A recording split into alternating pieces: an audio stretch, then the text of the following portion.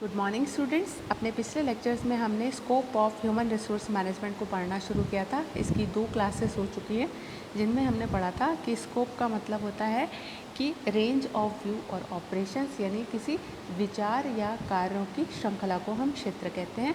इसके क्षेत्र को 3 एस्पेक्ट्स में और 2 फंक्शंस में डिवाइड किया गया था। 3 एस्पेक्ट्स में था personal aspect, welfare aspect, industrial relation aspect and 2 functions थे, managerial functions and operative functions. इसके मैनेजरियल फंक्शंस को हम पिछले लेक्चर में पढ़ चुके हैं, जो कि इस तरह थे: planning, organising, directing, controlling, coordinating, motivation and incentive. And इसके कुछ ऑपरेटिव फंक्शंस भी हम पढ़ चुके हैं, जो कि इस तरह हैं: human resource planning, job analysis, job evolution, recruitment and selection, placement and performance appraisal. अब आज की क्लास में हम इसके आगे के ऑपरेटिव फंक्शंस के बारे में पढ़ेंगे, जो कि इस तरह है: ट्रेनिंग एंड डेवलपमेंट। तो जानते हैं ट्रेनिंग एंड डेवलपमेंट क्या होते हैं। Training is the act of increasing the knowledge and skill of an employee for doing a particular job. It is a systematic procedure for transforming technical know-how to the employees. There is a ever-present need for training men on the job to meet changing techniques or to improve old methods of working. The training methods can be classified as either on the job or off the job training. यानी किसी विशेष कार्य को करने के लिए व्यक्ति के ज्ञान और कौशल में वृद्धि के कार्य को प्रशिक्षण कहते हैं। यह कर्मचारियों को तकनीकी जानकारी देने से संबंध रखता है या तकनीकी जानकारी देने का एक व्यवस्थित तरीका होता है। प्रशिक्षण की आवश्यकता हमेशा बनी रहती है, चाहे बदलती हुई तकनीकों की जानकारी देनी हो या कार्य की पुरानी विधियों को इम्प्रूव करना हो, इसकी ज़रूरत हमेशा बनी रहती है। अब बात करते हैं डेवलपमेंट की। Development function involves activities meant to improve the knowledge, skills, aptitude and values of employees so as to enable them to perform their jobs in a better manner in future. यानी विकास वह कार्य होता है जिसके द्वारा कर्मचारियों के ज्ञान, कौशल, दृष्टिकोण और वैल्यूज़ को इम्प्रूव किया जाता है, जिससे कि वे भावी कार्यों को प्रभावशाली तरीके से कर सकें। डेवलपमेंट में comprise executive training to develop managers. Some methods of executive training may be knowledge based और सिमुलेटिव। प्रबंधकों के प्रशिक्षण की कुछ विधियाँ नॉलेज बेस्ड होती हैं और कुछ सिमुलेटिव यानी इंड्यूसिंग यानी प्रोत्साहित करने वाली होती है। तो इस तरीके से विकास वह कार्य होता है जिसका संबंध सैद्धांतिक ज्ञान से होता है, जिसमें कि ज्ञान, कौशल और दृष्टिकोण को शामिल किया जाता है, जिससे कि प्रबंधक अपने कार्यों को प्रभावशाली तरीके से कर सके। अब बात करते हैं हम एम्प्लॉय कंपनसेशन की। एम्प्लॉय कंपनसेशन को कर्मचारी क्षतिपूरण भी कहा जाता है। तो एक कर्मचारी अपना जो valuable time and effort invest करता है, उसके बदले में उसे जो मॉनेटरी रिफंड दिया जाता है, एक्चुअली उसी को ही कंपनसेशन कहा जाता है। Compensation function involves determination of wages and salaries matching with contribution made by employees to organizational goal. In other words, this function ensures equitable and fair remuneration for employees in the organization. It consists of activities such as job evaluation, wages and salary administration, bonus, incentives, etc. क्षतिपूरण कार्य में उपक्रम के उद्देश्यों की प्राप्ति के लिए कर्मचारियों के योगदान के अनुसार मजदूरी और वेतन निर्धारण करना शामिल होता है। सरल शब्दों में यह कार्य उपक्रम में उचित और न्यायपूर्ण वेतन और मजदूरी सुनिश्चित करता है। इसमें कार्य मूल्यांकन, मजदूरी और वेतन प्रशासन आदि को शामिल किया जाता है। अब बात करते हैं ग्रीवांस हैंडलिंग की, यानी परिवेदना निवारण। परिवेदना का मतलब होता है कि कर्मचारियों का कोई भी दुख या शिकायत जो उनको अपने कार्य के संबंध में होती है, जैसे कि पक्षपात करना या फिर उनको किसी तरीके का वर्क प्लेस हैरेसमेंट हो या वेजेस कट हो, तो इन सारी समस्याओं को परिवेदना के नाम से जाना जाता है।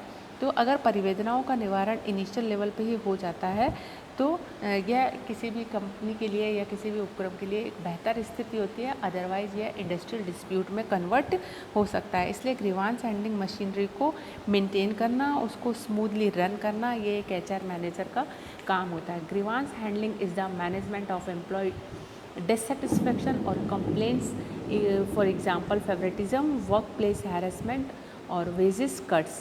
Formal grievance handling procedure provides safe environment for employees because a small leak can sink a great ship. So it is in the best interest of management to encourage workers to blow the whistle whenever they see things going off the track. जब भी देखें कि कुछ गलत हो रहा है, अन्याय हो रहा है, जो कि उन्हें स्ट्रेस दे रहा है, जिससे कि उनके काम पे असर आ रहा है, पक्षपात हो रहा है, तो यह उन्हें इसके खिलाफ आवाज़ उठाने का एक प्रोसीजर या एक रास्ता उपलब्ध करवाता है।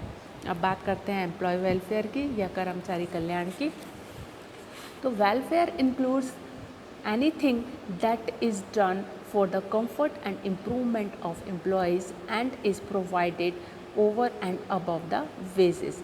यानी वेजेस के अलावा कर्मचारियों को वह कोई भी चीज़ जो उन्हें इम्प्रूवमेंट देती हो या उन्हें कंफर्ट लेवल देती हो, उसको हम वेलफेयर में इंक्लूड करते हैं। Welfare helps in keeping the moral and motivation of the employees. Employee welfare includes maintaining a working condition, creation of industrial harmony through infrastructure of industrial relations, and insurance against disease, accident and unemployment for the workers and their families. To make the workers happy and satisfied is the ultimate objective of employee welfare. कर्मचारी कल्याण में वह कोई भी सेवा या कार्य आता है जो उनके कंफर्ट और उनकी बेहतरी के लिए किए जाते हैं। श्रम कल्याण से कर्मचारियों का मनोबल और कार्य के प्रति उत्साह बना रहता है, उनका मनोबल बढ़ता है और वह उत्साहित होकर कार्य करते हैं। इसमें कार्य दशाओं को बेहतर बनाना, औद्योगिक शांति बनाए रखना आदि शामिल होते हैं।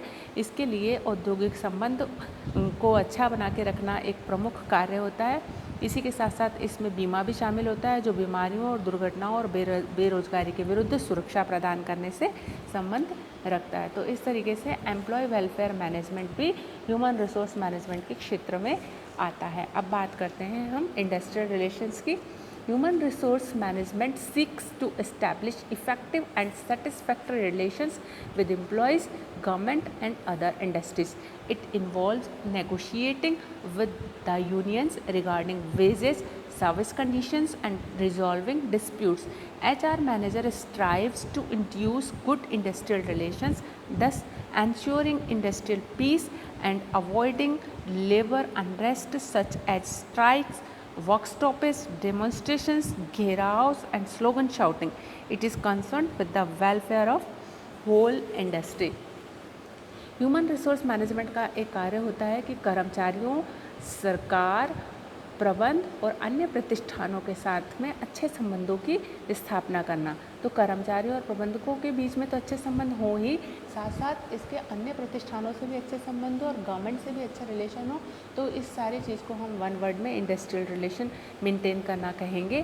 तो इसमें श्रम संघों के साथ में विभिन्न मुद्दों जैसे मजदूरी, कार्यदशाओं, विवादों के समाधान आदि के विषयों पर डिस्कशन करना या सौदेबाजी करना शामिल होता है। औद्योगिक शांति को बनाए रखने के लिए HR मैनेजर प्रयासरत रहता है और औद्योगिक अशांति, हड़ताल, कार्य रोकना, प्रदर्शन, घेराव, नारेबाजी को नियंत्रित करता है। निष्कर्ष के रूप में कहा जा सकता है कि संपूर्ण उद्योग के कल्याण से इसका संबंध होता है।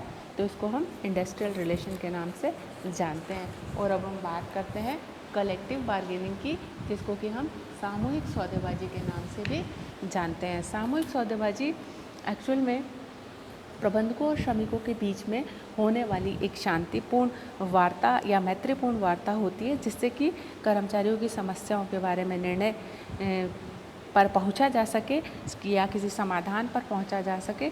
इसी मैत्रीपूर्ण वार्ता को सामूहिक सौदेबाजी कहा जाता है। इसमें समस्या समाधान और सहयोग और एकता की भावना का उपयोग किया जाता है और मतभेद और टकराव को टालने का प्रयास किया जाता है। Industrial disputes between the employees and employer can also be settled by discussion and negotiations between these two parties in order to arrive at a decision.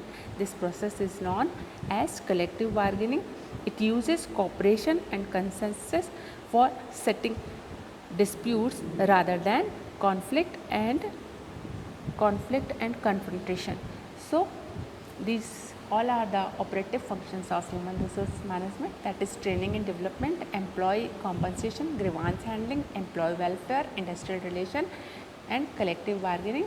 लेकिन कुछ और भी ऑपरेटिव फंक्शंस अभी पढ़ने बाकी हैं जिनको हम फर्दर क्लास में पढ़ेंगे. Till then take care, thank you so much.